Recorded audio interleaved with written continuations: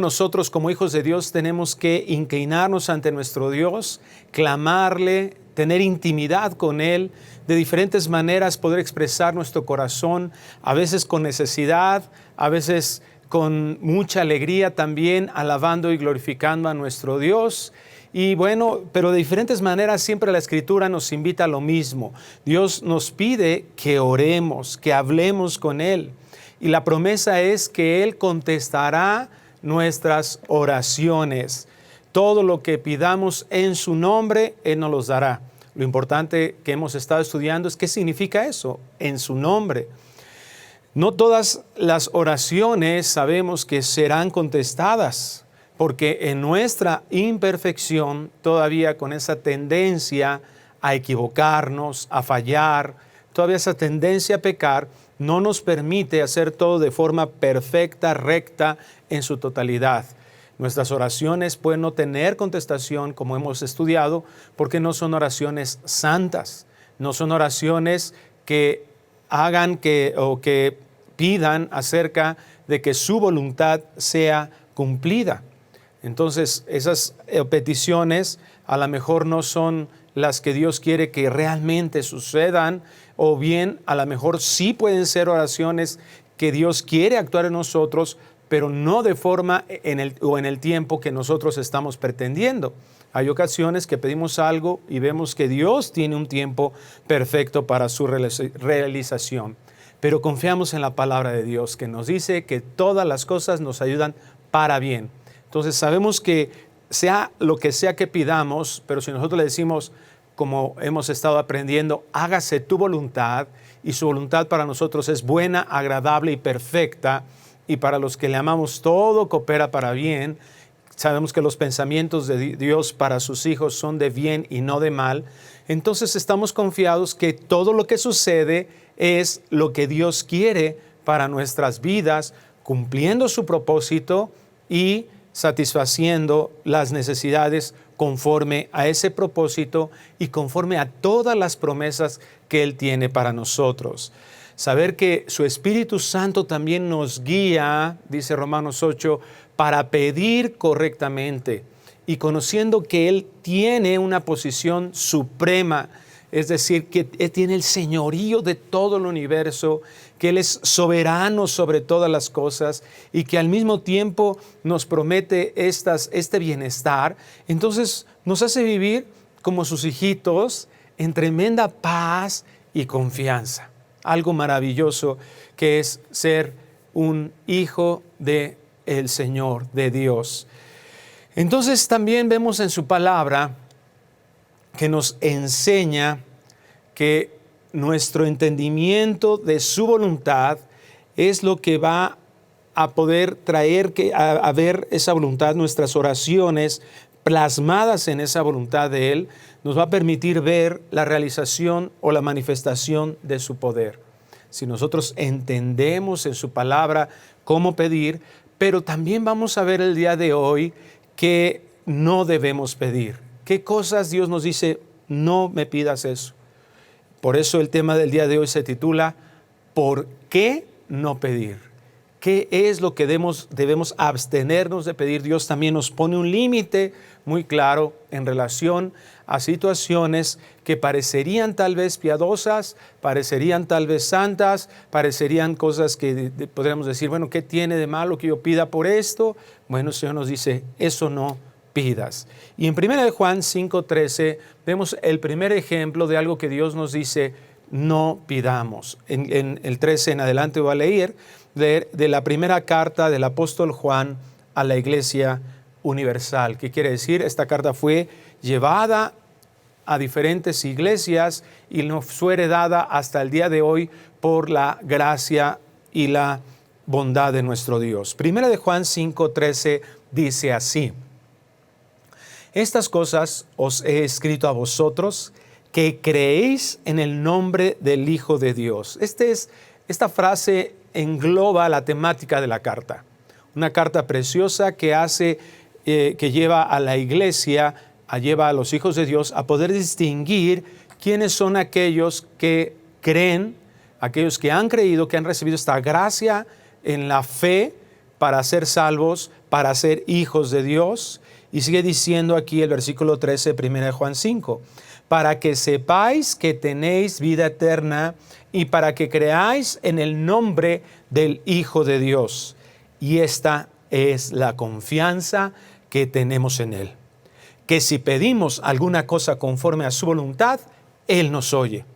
Y si sabemos que Él nos oye en cualquier cosa que pidamos, sabemos que tenemos las peticiones que le hayamos pedido, que le hayamos hecho. Si alguno viere a su hermano cometer pecado que no sea de muerte, pedirá y Dios le dará vida. Esto es, para los que cometen pecado que no sea de muerte. Hay pecado de muerte por el cual yo no digo que se pida.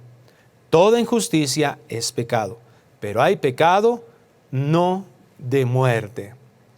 Entonces vemos aquí que el Señor nos está explicando en estas palabras a través del apóstol Juan, que los hijos de Dios, Dios al regenerarnos, al darnos un nuevo nacimiento, al hacernos nuevas criaturas, en el momento en que nosotros recibimos el regalo de la fe y del arrepentimiento, esa es la evidencia de la nueva creación, de algo que sucedió en nosotros, esa vida espiritual que antes no teníamos. O sea, un cristiano regenerado, ahora lo que nos está enseñando el Señor aquí en su palabra es que tiene la capacidad de entender y de gozarse en la voluntad de Dios. Estas son evidencias de un verdadero cristiano. Por eso el apóstol dice, estas cosas os he escrito a vosotros que creéis en el nombre del Hijo de Dios.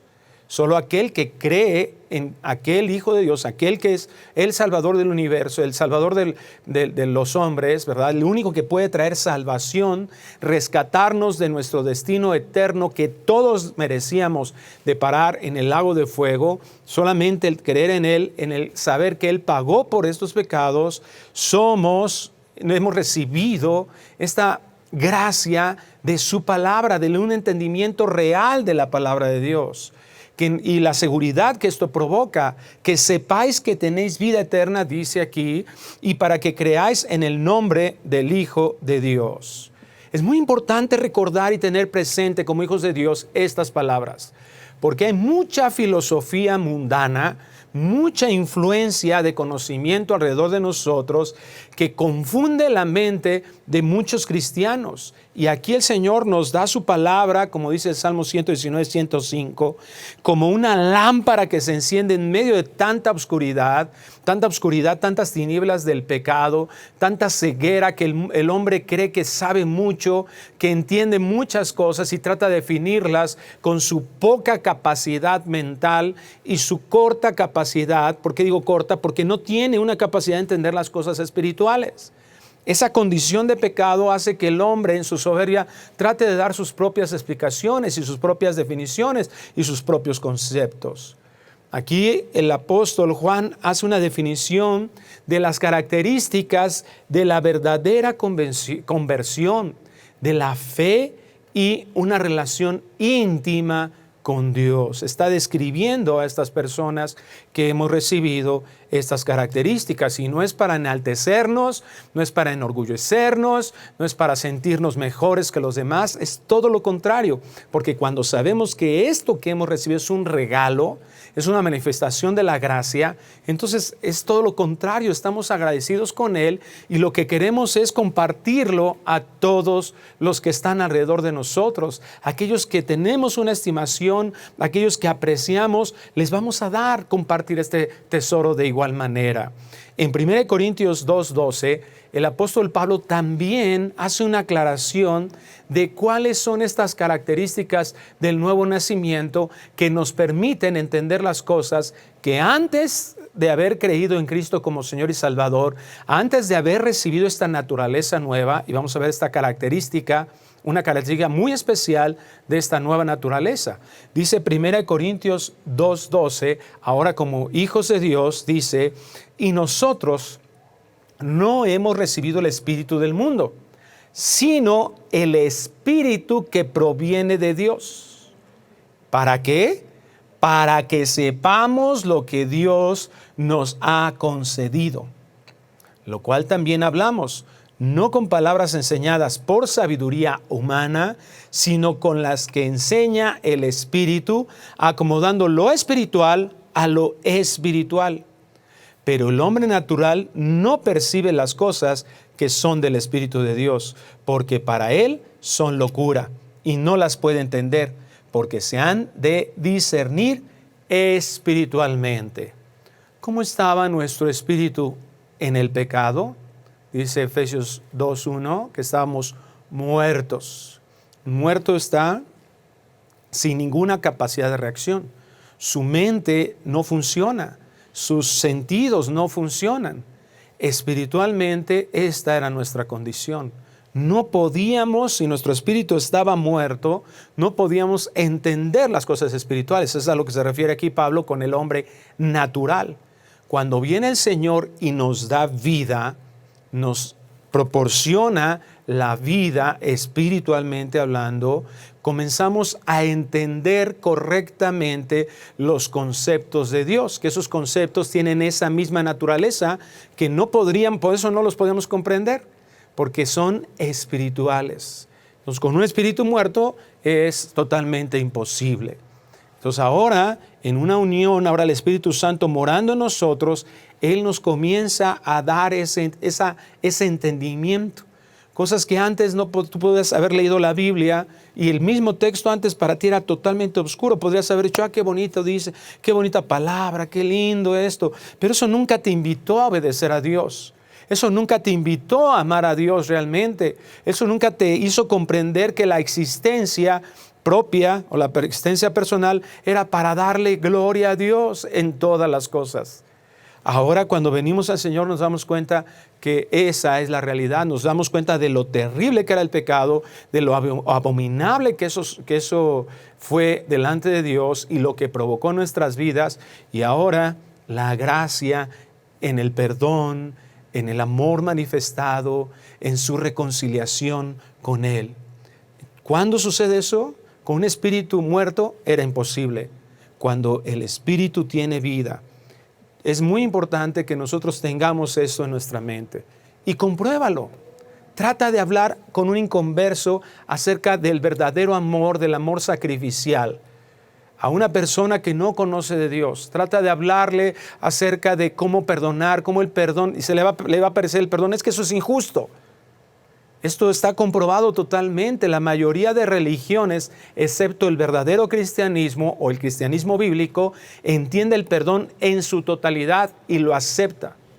Pero hay inclusive muchas religiones que cuando les describes el perdón a personas que son impresionantemente malas, a personas que han causado muchísimo mal a otras personas, y en su concepto humano que dicen, es que es injusto que esa persona reciba el perdón. Es injusto que se pueda amar a una persona así.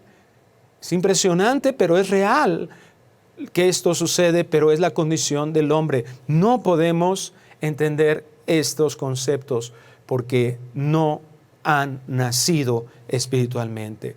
Muchas personas que van a una iglesia cristiana pueden imitar inclusive todo el proceso religioso, todo lo que se hace, los cánticos, las alabanzas, el asistir, inclusive hasta el lenguaje puede ser imitable, pero puede ser que realmente no hayan nacido de nuevo. ¿Y cuál es la evidencia? Es que no son obedientes a Dios. Y es lo que plasma aquí el apóstol Juan. No les interesa. ¿Cuál es la definición de obediencia? Que quieran complacer en todo al Señor, a Dios. Esa es la definición de obediencia. Y sigue diciendo 1 Juan 5:14. Ahora entendemos, si hemos creído, sabemos que tenemos vida eterna, podemos comprender lo que eso significa y esa gracia recibida.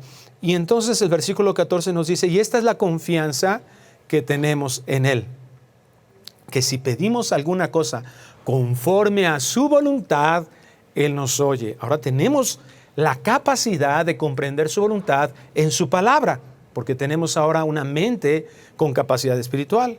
Y si sabemos que Él nos oye en cualquier cosa que pidamos, sabemos que tenemos las peticiones que le hayamos hecho. Aquí está la razón más importante tal vez en la Biblia para que nosotros nos mantengamos en oración. Hermanos, este estudio tiene esa finalidad. Que esos malos hábitos de no orar, esos malos hábitos que tenemos de desperdiciar con tanta superficialidad nuestras vidas, cambiemos nuestra mente y nos demos cuenta de lo hermoso, lo valioso, lo importante para un hijo de Dios de orar, de mantenernos en comunión con Dios, de mantenernos en intimidad con el Señor. Lo que nos está diciendo aquí el apóstol Juan, el Espíritu Santo a través del apóstol Juan, es que si nuestras peticiones están alineadas a su voluntad. ¿Y qué fue lo que vimos la ocasión pasada cuando estuvimos hablando acerca de la oración modelo de Cristo, el famoso Padre Nuestro, ¿verdad? Si la petición honra la santidad de Dios, si la petición está buscando establecer el reino de Dios, aquí en la tierra, en mi vida, en mi familia, en mi iglesia, entonces yo tengo que saber que eso cumple su voluntad. ¿Recuerdan la oración de Cristo, la oración modelo? Vénganos tu reino, hágase tu voluntad, porque eso es concordante en sí mismo. Entonces yo sé que lo que estoy pidiendo honra la santidad de Dios. Si lo que yo estoy pidiendo está buscando, está conforme al establecimiento de su reino, de que todo lo que Él dice, eso se cumpla, entonces yo tengo que saber que eso lo va a cumplir el Señor, lo va a hacer el Señor. Eso está garantizando que Dios intervendrá con su poder omnipotente a favor de quien está pidiendo, a favor de la petición hecha. Podemos experimentar ese poder en nuestra vida diaria. Recordamos eso también de la ocasión pasada, que fue la oración: Padre, ¿verdad? Danos el pan nuestro de cada día. En cada día nosotros tenemos que ver esa manifestación. Pero ¿cuántas veces nos sucede? Y como mencionábamos también, eso es una tragedia, que no dejamos de orar a veces por días. Nuestra oración se ha vuelto una habitual nada más antes de los alimentos. Ay, sí, vamos a dar gracias, Señor, pero para que no me hagan daño, ¿verdad? Estos tacos, para que no me haga daño esta comida, y el Señor santifícala. Pero todo está más bien en función de nosotros, de nuestros beneficios, y hay que tener cuidado con eso. Dios quiere que experimentemos su poder, porque cuando nosotros vayamos, esto es lo que va a llevarnos a una madurez espiritual, que yo voy pidiendo conforme a su voluntad, como dice aquí el texto. Yo cada vez voy alineándome con esa voluntad, voy viendo que eso se realiza, voy viendo cómo Dios cumple su propósito en nuestras vidas, cómo establece su reino, cómo Dios es cada vez más el dueño de mi voluntad. Ya no establezco yo, ya no pido conforme a mis deseos, sino conforme a lo que Él quiere, conforme a que yo pueda ser obediente a Él, y eso lo voy experimentando día con día. ¿Y cuál va a ser el resultado inmediato en mi vida? ¿Cuál va a ser la transformación en nuestras vidas? Que vamos a estar confiados, vamos a tener paz, vamos a tener seguridad. Y por el contrario, cuando un hijo de Dios se aleja de la oración, se aleja de tener esa comunión y esa intimidad con Dios, mira, no pasa mucho tiempo y ya vas a estar ansioso, ya no vas a saber nada, y es que ya no puedo dormir, y tengo insomnio, y me aprieta aquí el pecho, y qué va a pasar con la economía, y qué va a pasar con la renta, y qué va a pasar, y ya va a pasar la cuarentena, y cuándo vamos a regresar a la iglesia, y tanto y todo, pero todo va a ser un conflicto. Cualquier cosa, hasta las cosas que parecerían que deberían de ser buenas, que deberían de ser a favor de nosotros, que podrían ser un favor de Dios, ni siquiera nos vamos a dar cuenta de que está Dios actuando para nuestro beneficio, manifestando su bondad. Y el versículo 16 de 1 Juan 5 nos sigue dirigiendo el Señor. Para esto nos dio su palabra, para guiar nuestros pasos. Si alguno viere a su hermano cometer pecado que no sea de muerte, pedirá y Dios le dará vida. Esto es, para los que cometen pecado que no sea de muerte. ¿Qué énfasis pone ahí el apóstol? Muy claro, muy evidente.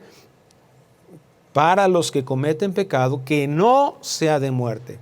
Hay pecado de muerte por el cual yo no digo que se pida. Toda injusticia es pecado, pero hay pecado no de muerte. Entonces, aquí el Señor nos enseña que hay peticiones que podríamos desear, pero que no corresponden a su voluntad. Dios nos afirma con precisión lo que está bien y lo que no está bien pedirle en oración. Dios, con cosas que podrían inclusive confundirnos. Dice aquí en 1 5:16, y este texto, créame, es un texto que ha causado mucha polémica, hay mucha discusión acerca de qué es lo que realmente significa estas palabras del apóstol Juan. Si nosotros vemos aquí, dice, si alguno viere a su hermano.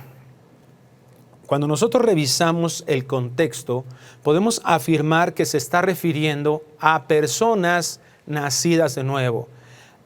Se está refiriendo solo a cristianos reales conversos.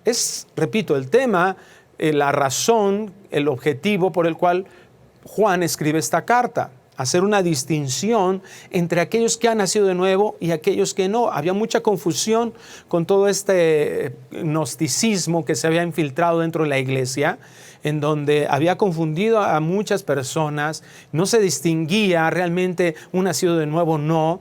Algunos decían que sí eran y otros, ¿verdad?, se confundían, y al ver que otros que vivían en pecado abierto y que no daban ninguna muestra, ningún deseo de amar a Dios o de obedecerle, pues lo veían y decían, bueno, pues entonces a lo mejor yo no soy, ¿verdad?, cuando realmente se lo hacían, y es lo que provoca tanto pecado dentro de la iglesia, una confusión terrible. Para muchos, por eso Pablo invitaba a los corintios a decir, por muchas ocasiones hablaba acerca de, por causas de conciencia, evitar algunas acciones, porque es delicado el asunto de ver a otros que están cometiendo algunos pecados y confunden. Bueno, pues por amor a ellos se tenía que tomar determinaciones radicales. En este caso, el apóstol Juan está diciendo, que está hablando, mira, esta es la evidencia, una persona que ama a Dios va a amar a su hermano, y radicalmente lo dice. Y si alguno aborrece a su hermano, ese no es hijo de Dios, ese no ha nacido de nuevo, ese está en tinieblas. Parece muy radical, y muchas personas en estos tiempos dicen, ay no, es que ¿por qué ser tan así? Pues por misericordia. Qué terrible es tener a alguien dentro de la iglesia pensando en que va a llegar al cielo y que no lo veamos allá.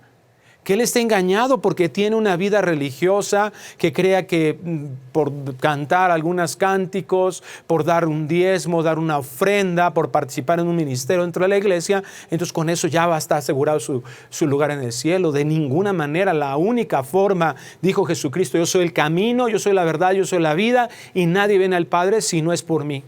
No hay un acto religioso, no hay una liturgia, no hay un procedimiento, no hay un proceso humano, no hay ningún tipo de acciones que un ser humano pueda realizar para reconciliarse con Dios. Cualquier cosa aquí en la tierra, cualquier obra que nos haga pensar, que nos hace acreedores del cielo, de estar en la presencia de Dios por la eternidad, entonces está degradando, demeritando la obra de Cristo Jesús. La salvación solamente es por gracia.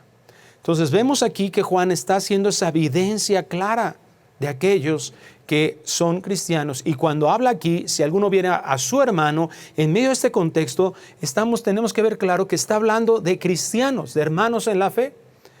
Entonces, si él está hablando de hacer este contraste, evidentemente, entonces no podemos pensar que hermano pueda ser pues un hermano en la carne o un hermano de raza. No, está hablando necesariamente, repito, en el contexto de hermano en la fe. Si alguno viere a su hermano cometer pecado que no sea de muerte, pedirá y Dios le dará vida. Esto es para los que cometen pecado que no sea de muerte. Entonces, cuando vemos estas palabras, la pregunta inmediata, ¿cuál sería? Bueno, entonces, ¿cuál es el pecado que no es de muerte y cuál es el pecado de muerte? ¿A qué se está refiriendo Juan en esto? Porque esto es lo que nos va a dar la distinción de qué oración es la que yo no debo de hacer en algún momento dado. Esto, repito, ha provocado un gran debate en los medios teológicos cristianos. Vamos a analizarlo con detenimiento a la luz de la Escritura. En Romanos capítulo 5, versículo 12, nos hace el apóstol Pablo una explicación de lo que sucedió desde el Edén, cuando entra al pecado al hombre. Dice Romanos 5, 12, por tanto, como el pecado entró en el mundo por un hombre, ya lo sabemos quién, ¿verdad? Estábamos hablando de Adán y Eva, está hablando, aunque Adán es el representante de la humanidad. Y por el pecado, la muerte. Así la muerte pasó a todos los hombres por cuanto todos pecaron. Es decir, todos los hombres morimos, sin excepción, salvo algunos casos como Enoc, ¿verdad?, que no vio la muerte, Elías, que también fue arrebatado, pero todos en general pasó la muerte hacia nosotros, hacia todos los seres humanos, todos los hombres morimos. Y aquí lo que dice, ¿qué fue lo que provocó que entrara la muerte a la humanidad? Lo acabamos de leer, el pecado. El pecado fue el que trajo la muerte a la humanidad. Está haciendo referencia, repito, Pablo, a aquel momento en que entra el pecado y entra la muerte. Se comete el pecado, la transgresión y entra la muerte. ¿Qué fue lo que Dios le advirtió a Adán y a Eva? Puedes comer de todos los árboles excepto de este árbol. Un pacto que le llaman de obras, un pacto en el que le decía, no comas de ese árbol, porque si de él comieres, hay una advertencia que dice, si de él comieres, de cierto, morirás. Entonces vemos aquí esa advertencia de Dios, ese único mandamiento a los seres humanos en ese instante en el Edén, y vemos que entonces cuando entra el pecado, Dios no puede ser burlado, lo que el hombre sembrará, eso cosechará. ¿Y qué es lo que sucedió? Entró la muerte. A partir de ahí vemos la manifestación de la muerte, pero nos preguntamos, bueno, Pablo ya lo dijo, ¿verdad? Entra el pecado y la muerte. Pero no cayeron, ¿verdad?, sin vida ni Adán ni Eva. ¿Qué fue lo que sucedió? ¿Por qué ellos permanecieron ahí? Bueno, ellos no murieron en ese instante, pero siglos después, sí murió Cristo Jesús. Y como referencia, como simbología, como un mantenimiento en espera, alguien menciona, como un pago, como si pagaras tú una garantía mientras se da el sacrificio perfecto, sí murió alguien más. ¿Y quiénes murieron? Esos animalitos, o cuando menos uno, con el cual Dios le quita su piel y los reviste a Adán y a Eva. Entonces vemos ahí esta realidad de que desde el Edén que hubo esa advertencia. En Ezequiel 18:4 y 18:20 dice, el alma que pecare, de cierto morirá. Romanos 6:23 dice, ¿verdad? También la paga del pecado es la muerte. Ahora, ¿cómo es manifestada? ¿Cómo está manifestada en el contexto bíblico la muerte? ¿Qué fue lo que sí sucedió en ese mismo instante con Adán y Eva? Pues ellos recibieron una muerte espiritual. Lo mismo que mencionaba hace un momento en Efesios capítulo 2, que estábamos muertos en nuestros delitos y pecado. Nuestra condición de pecado nos llevaba a cometer delitos por los cuales son las evidencias de nuestra condición de muerte. ¿Qué tipo de muerte? Espiritual. Separados de Dios, destituidos de la gloria de Dios, dice Romanos 3:23. Pero también, aunque no murió Adán y Eva físicamente en ese momento, años después, aquí en la tierra, ¿verdad?, registrado en Génesis, un poquito más de 900 años, Adán muere también físicamente. Entonces, en la Biblia vemos tres tipos de muerte entonces. Muerte espiritual, que es esa separación, esa destitución de la gloria de Dios. Muerte física, que es la que conocemos todos nosotros. Y muerte eterna, que vemos en Apocalipsis 20, 21, ¿verdad? En donde vemos ahí que todos aquellos que no reciban el beneficio de la fe y de la obra de Cristo Jesús para salvación, terminarán en el lago de fuego, separados totalmente por toda la eternidad de Dios. En Juan 11:25, Jesucristo, cuando uno de sus amigos muere físicamente, va allá, él sabía que iba a morir, tenía que morir para manifestar su gloria, el Señor. Él se lo dice a sus discípulos. Y cuando llega ahí, ¿verdad? Y sale su hermanita de Lázaro y le dice, Señor, si hubieras estado aquí. Y entonces Jesús le dice, Él va a resucitar. Y dijo, sí, Señor, yo sé que resucitará en el día postrero.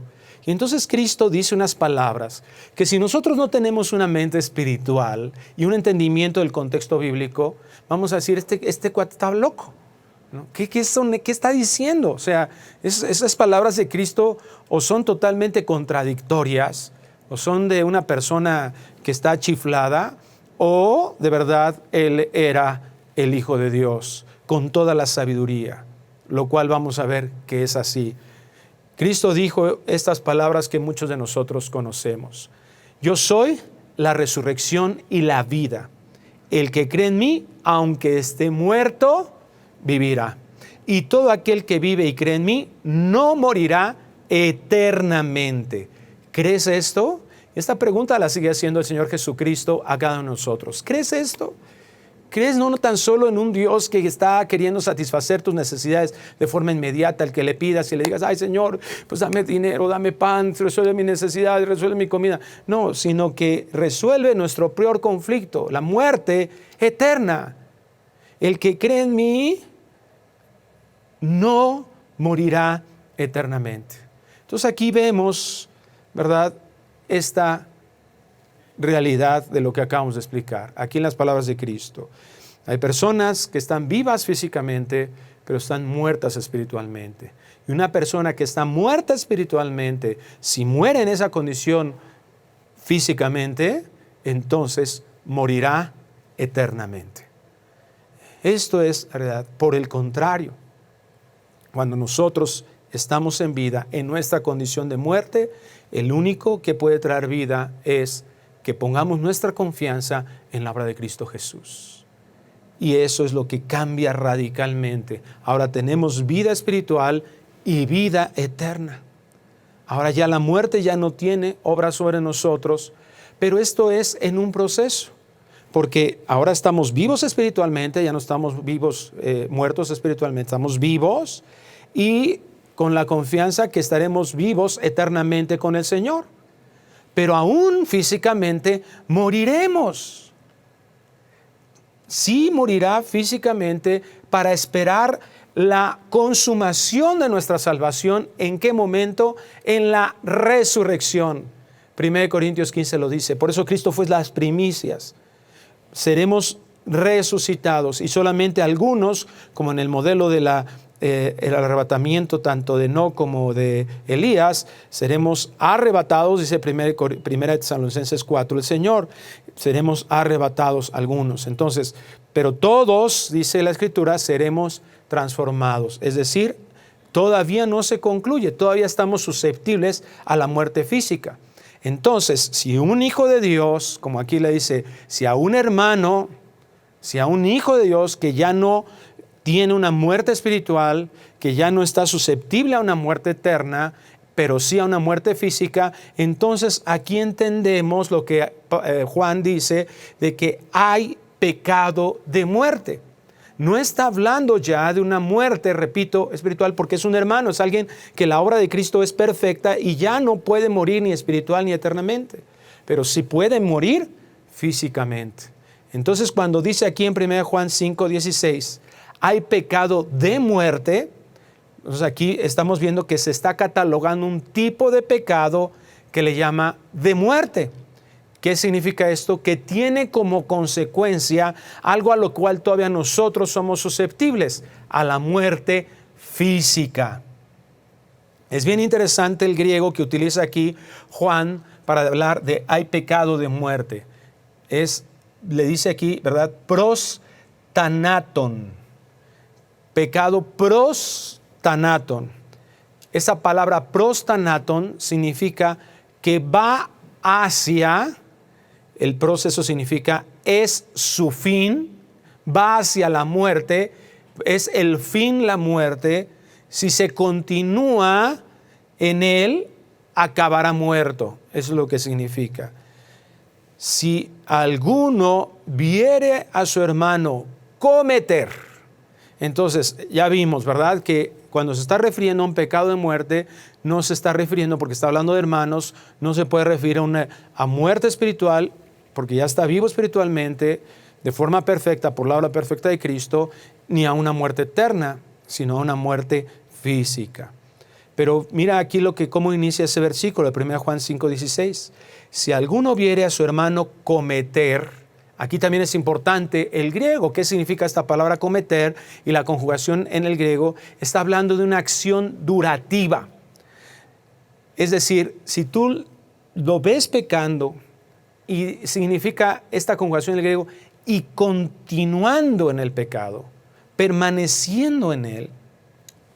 Entonces aquí, esto es lo que ha provocado esa confusión, porque pueden decir, bueno, entonces no puede ser un cristiano, porque ya lo dijo antes. Bueno, está hablando en esta condición, pero que un cristiano que ya ha sido amonestado, como lo vemos en 1 Corintios 5, que habla de un verdadero cristiano. Ahorita vamos a poner otro ejemplo en 1 Corintios 11, de algunos cristianos que realmente son hijos de Dios, pero que no se han arrepentido de un pecado específico, un pecado de muerte, y han permanecido ahí. Estas palabras, esta palabra de cometer, está haciendo suponer que es una persona que ya ha sido amonestada al arrepentimiento, pero no ha decidido verdaderamente arrepentirse. Entonces, aquí nos está diciendo el Señor, ¿verdad? Nos está mostrando que ciertamente no solo tenemos que hablar de Dios de ella, sino también tenemos nosotros que hablar con esa persona de sí misma. Nos está diciendo que no podemos ver a alguien en esta condición y quedarnos impávidos. Y a veces decimos, no, Señor, pues allá y dale arrepentimiento. No, el Señor nos está implicando aquí, como dice Gálatas 6:1 y Romanos 14:15, que nuestra labor debe de ser de edificación hacia los demás. Y si vemos esto, no podemos quedarnos. No es digno de nuestro discipulado, de no es lo que Dios ha hecho con nosotros, no nos ha enseñado eso, ni es la forma en que Dios nos ha llamado a discipular a otras personas. Ignorar que estén metidos en cualquier tipo de pecado. Claro que tenemos que orar, como dice aquí el texto, si hay otro tipo de pecados, hay que orar por él y que el Señor lo haga. Pero si no, nosotros tenemos que intervenir y esa persona no se quiere arrepentir, entonces yo ya dejo de orar por esa persona, yo ya no voy a orar por ella, ¿verdad? Me detengo porque hay un juicio de Dios sobre ellos. La Biblia al día dice, si alguno ve a su hermano cometer un pecado que no lleva a la muerte, ore por él y Dios le dará vida. Me refiero a quien comete un pecado que no lleva a la muerte. Hay un pecado que sí lleva a la muerte y en ese caso no digo que se ore por él. Hay una lista ejemplificativa de pecados específicos de muerte física. Vamos a 1 Corintios 10:5 y lo vamos a ver ahí muy claramente. Cuando nosotros vemos a una persona que se aferra a cometer una lista de pecados, yo ya le fui, ¿verdad? Lo exhorté, ya lo animé a que deje, le di ayuda, lo confrontamos con su pecado y no quiere arrepentirse. Entonces, ¿sabes qué? Que el Señor haga su obra contigo, como decía 1 Corintios 5, para que como tu alma no se puede perder, vas a tener que sufrir algunas consecuencias. Y esa consecuencia, aún dentro de la iglesia, puede ser la muerte física, como pasó también con Ananías y Zafira. 1 Corintios 10:5, hay una lista, repito, de pecados específicos de muerte. Y aquí lo dice claramente. Pero de los más de ellos no se agradó Dios, por lo cual quedaron postrados en el desierto. ¿Qué significa postrado en el desierto? No se quiere que nada más se cayeron y ahí se quedaron, no, quedaron muertos en el desierto, muertos físicamente. Mas estas cosas sucedieron como ejemplos para nosotros, para que no codiciemos cosas malas como ellos codiciaron. Primer pecado que menciona, codiciar cosas malas. Versículo 7, ni seáis idólatras como algunos de ellos, según está escrito, se sentó al pueblo a comer y a beber y se levantó a jugar. Número 2, idolatría. Mucho cuidado. No estamos hablando, aunque también lo implica, de imágenes, de idolatría, de imágenes que se les da cierta deidad o poder, amuletos, cosas físicas en donde se pone la confianza. Hay también una idolatría que es muy común en nuestros tiempos. Se llama avaricia. ¿Qué significa eso? Amor por el dinero. Quiero tener y más y yo y retengo y veo al hermano que está necesitado y no, volteate porque no hay, que Dios lo bendiga, voy a orar por él, ¿verdad? No, o sea, el Santiago nos los dice, sabes que yo tengo que ir, si tengo fe realmente, yo tengo que bendecir al hermano. Si ha demostrado que es un hijo de Dios, yo tengo que bendecir. Las viudas de nuestra iglesia, las tenemos que bendecir. No estar ahí de agarrados y mi dinero, porque eso es idolatría. Cuidado. Porque hay juicio de Dios sobre eso en el pueblo de Dios, en los hijos de Dios. Versículo 8, ni forniquemos. 1 Corintios 5:5, como acabo de mencionar, 6:18 nos habla que la fornicación, el que fornica contra su propio cuerpo peca. Es un pecado de muerte, es un pecado que un hijo de Dios comete y entonces, ¿verdad?, va a provocar conflictos, problemas de salud seguramente y también una muerte prematura. Como algunos de ellos fornicaron y cayeron en un día 23,000. Versículo 9, ni tentemos al Señor, como también algunos de ellos lo tentaron y perecieron por las serpientes. Cuando nosotros dejamos de tener de vista el propósito de Dios y queremos solamente nuestro propio beneficio, es bien fácil que tentemos a Dios. Como le dice Cristo a Satanás cuando ¿verdad?, no tentarás al Señor tu Dios. ¿Qué significa eso? Pues no importa, ¿verdad? Al fin Dios me cuida y ¡pum!, ¿verdad? 200 kilómetros por hora le meto velocidad. Al fin Dios me cuida, ¿verdad? Y sigo comiendo carnitas y sigo tomando azúcar y no. Ten cuidado, no tientes al Señor. Porque es lo mismo, ¿verdad? Que no cuidar el templo del templo del Espíritu Santo. También dice en 1 Corintios 6. Y versículo 10, fíjate bien en ni murmuréis, cuidado, es tan fácil. La lengua es, dice Santiago también, un pequeño órgano que enciende, un pequeño fuego que enciende un gran bosque. Parece chiquito, parece inocente, es que no quise decir, es que no fue mi intención hablar así. Cuidado, ¿alguien pecó contra ti?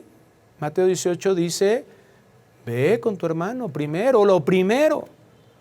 Pero el chisme, dice Proverbios, es como un bocado blando.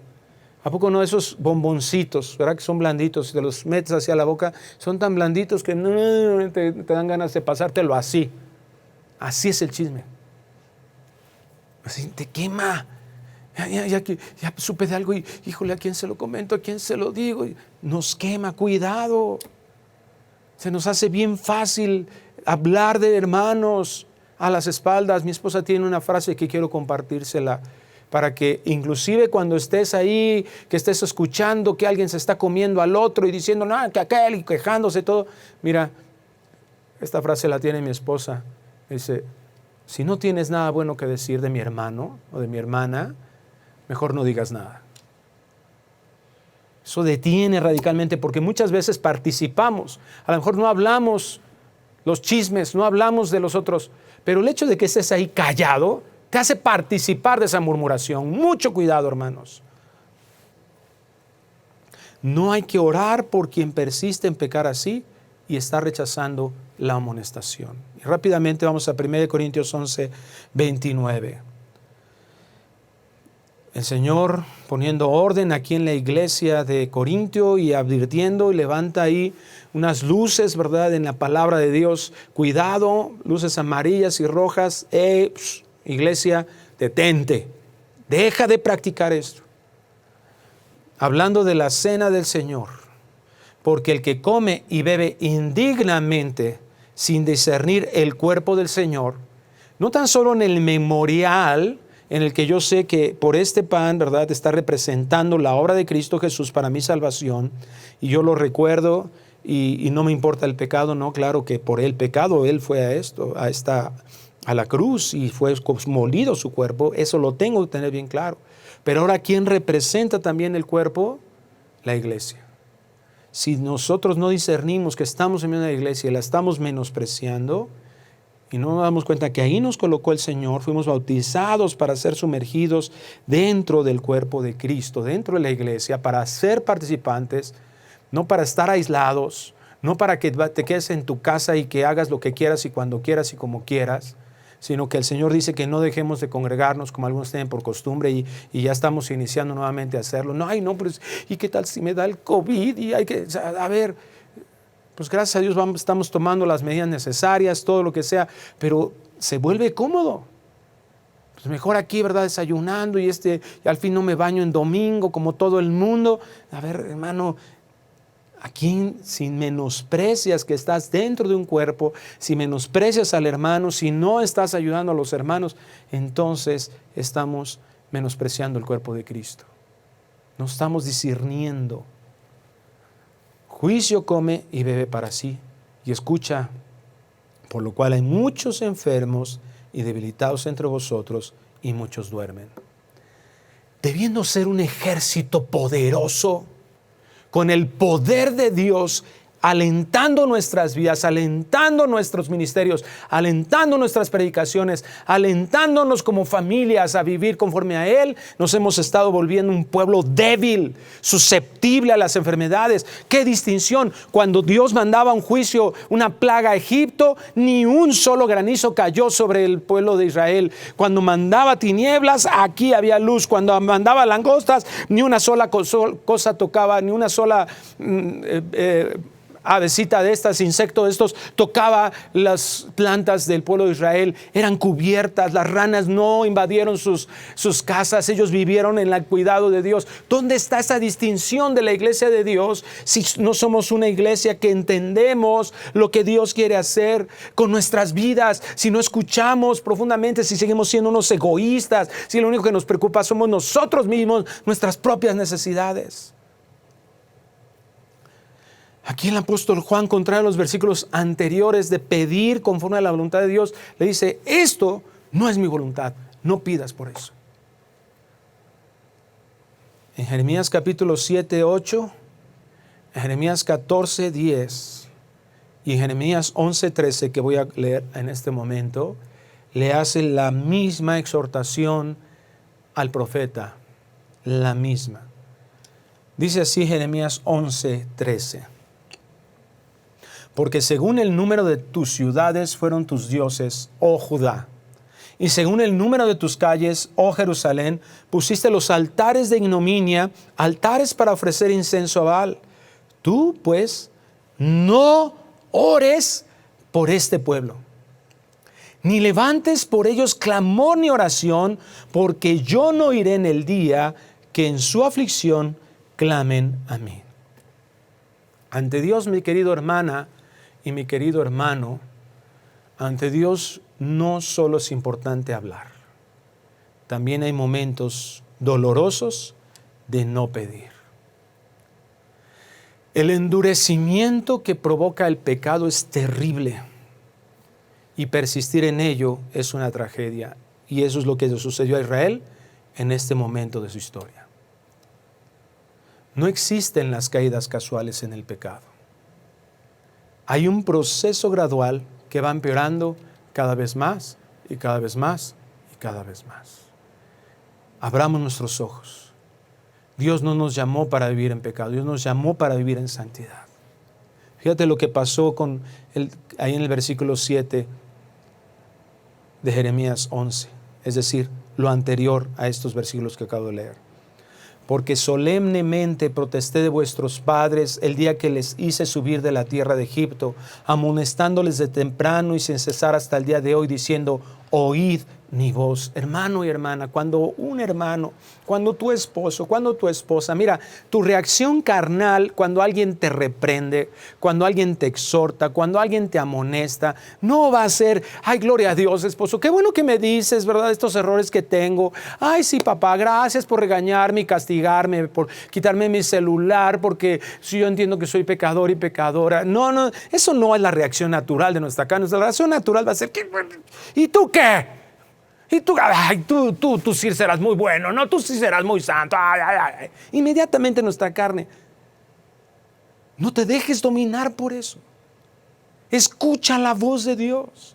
No importa de que sea la persona tal vez más desagradable que tú puedas considerar en tu vida. No importa que sea la que tú pudieras pensar, ay, ¿qué me tiene que...? Olvídate de eso. Escucha la voz de Dios. Es la exhortación. Oíd mi voz.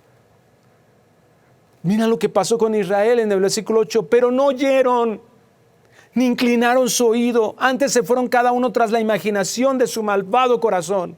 Muchas veces preferimos estar inventando cosas para justificar nuestras vidas y eso, ¿verdad? Y aquello, y es que yo hice esto porque, bueno, sufrí tanto de niño. Y empezamos a maquinar ahí. Y delante de la justicia de Dios, con la ayuda de Dios, eso no tiene ninguna validez. Por eso Dios juzga. Por tanto, traeré sobre ellos todas las palabras de este pacto, el cual mandé que cumpliesen, y no lo cumplieron. No tenemos pretexto, tenemos la palabra de Dios. Dios hablándonos, Dios el Todopoderoso, el dueño del universo, cuya actitud nuestra debería de ser, Señor, lo que tú quieras, cuando tú quieras, como tú quieras, con quien tú quieras. Pero ¿por qué? ¿Por qué voy a seguir en esta iglesia? ¿Por qué voy a seguir acá si a mí no me dejan hacer lo que yo quiero? Si yo lo único que quiero es servir al Señor. Mira, no te engañes. No te engañes. Porque si Dios puso autoridades ahí en esa donde tú estás, es porque Él está ahí atrás y puede no gustarte. Mira, Dios nos habla con misericordia a través de su palabra, a través de la Biblia. Pero dice Proverbios 1 que nos grita a través de la vida de Cristo. ¿Qué pretexto pones para tu vida, para ser un rebelde, para poder levantarte y decir y hacer lo que mejor te parece? ¿Qué pretexto cuando volteas a ver la obra de Cristo Jesús? ¿En qué manera puedes pensar que lo que te está sucediendo es injusto? Cuando Cristo Jesús, que no debía absolutamente nada, fue a pagar por tu pecado y por mi pecado. ¿En qué instante nosotros podemos marcar que tenemos un derecho?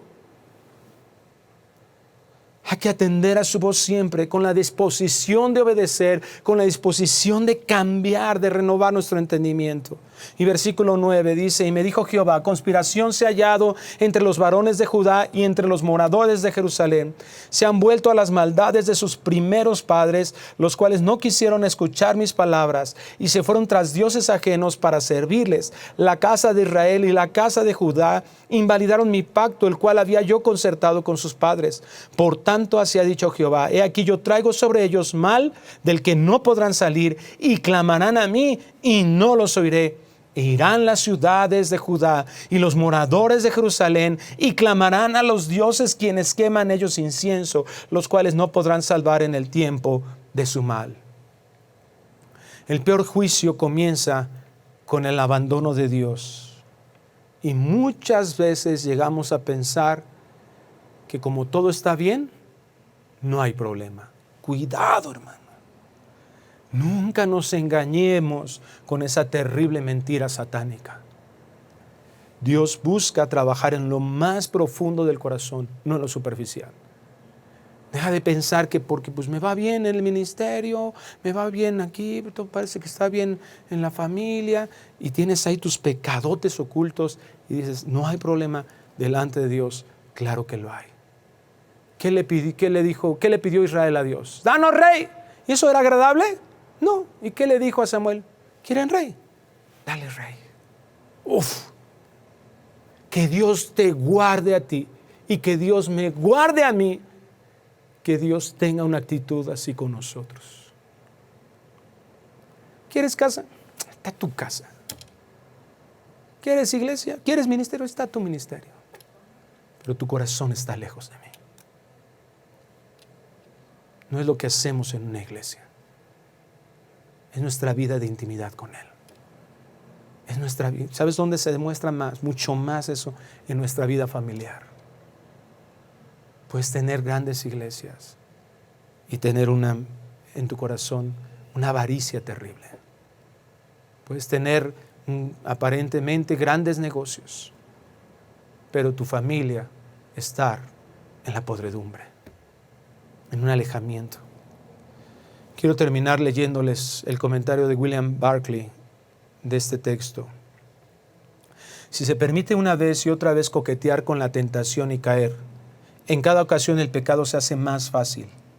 Y si cree evitar las consecuencias, en cada ocasión el disgusto y el remordimiento y el arrepentimiento se hacen cada vez menores. Y por último se alcanza un estado en el que se puede pecar sin ningún temor. Es precisamente ese el pecado que conduce a la muerte. Mientras una persona en lo más íntimo de su corazón aborrezca el pecado y se aborrezca a sí misma por caer en él, mientras se dé cuenta de que está pecando, no se encuentra demasiado lejos del arrepentimiento y por tanto nunca está fuera de la esfera del perdón. Pero una vez que empieza a complacerse en el pecado y a considerarlo el curso de acción de su vida, va de camino a la muerte porque se dirige a un estado en el que la idea del arrepentimiento no puede entrar en sus cálculos. Padre, oramos a ti, suplicando porque tu misericordia se manifiesta en nuestras vidas. Si nuestro corazón se ha endurecido y hemos dejado de escuchar tu voz, si el pecado se ha vuelto algo habitual, la envidia, la murmuración, el chisme, la soberbia que se oculta tanto, la altivez, el orgullo. Sacúdenos, zarandéanos como Pedro, para que sea demostrada la realidad, porque nuestras palabras pueden ser muy piadosas en muchas ocasiones, pero nuestros hechos, en los momentos de la verdad, se ve quiénes somos en esos instantes de prueba. Quisiéramos, Señor, ser librados de toda tentación.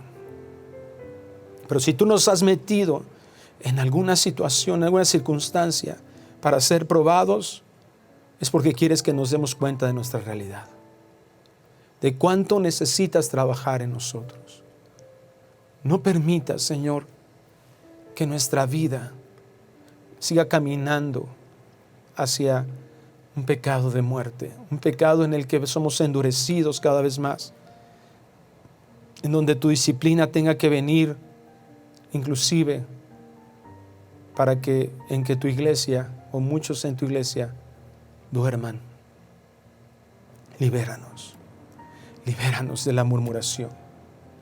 Todos aquellos pensamientos que nos han justificado para murmurar, para ser idólatras, seguimos dándole lugar, Señor, a imágenes, a pensamientos.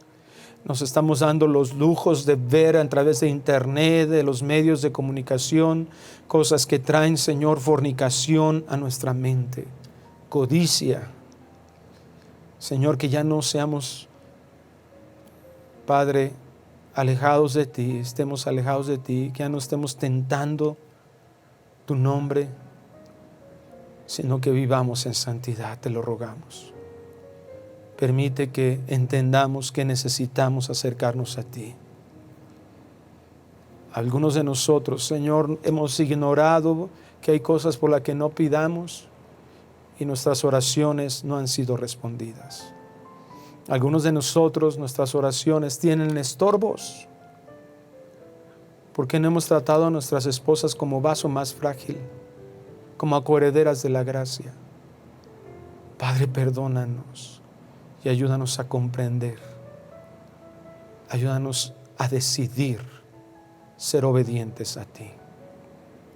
Te suplicamos, Señor, que nos des un corazón noble, corazón de carne, un corazón transformado, renovado por ti, y que podamos entender, Señor, el propósito por el cual tú nos llamaste a ser tus hijos y vivir a ti, Señor, para ti. Te lo pedimos en el nombre precioso de Cristo Jesús. Amén. Amén. Hermanos, que Dios le bendiga, que la palabra de Dios quede sembrada en su corazón y dé mucho fruto. Y bueno, pues ya estamos comenzando los regresos a algunas de las congregaciones. Domingo ya abrimos Tlanepantla, Cuautitlán, Toluca. Estamos esperando pronto abrir también todas las de la Ciudad de México. Estén atentas, estén pendientes, porque seguimos siendo iglesia, Vida Nueva su casa, y queremos estar todos juntos alabando y glorificando el nombre de nuestro Dios Todopoderoso. Que el Señor les bendiga. Vida Nueva para el Mundo se sostiene y propaga el mensaje de salvación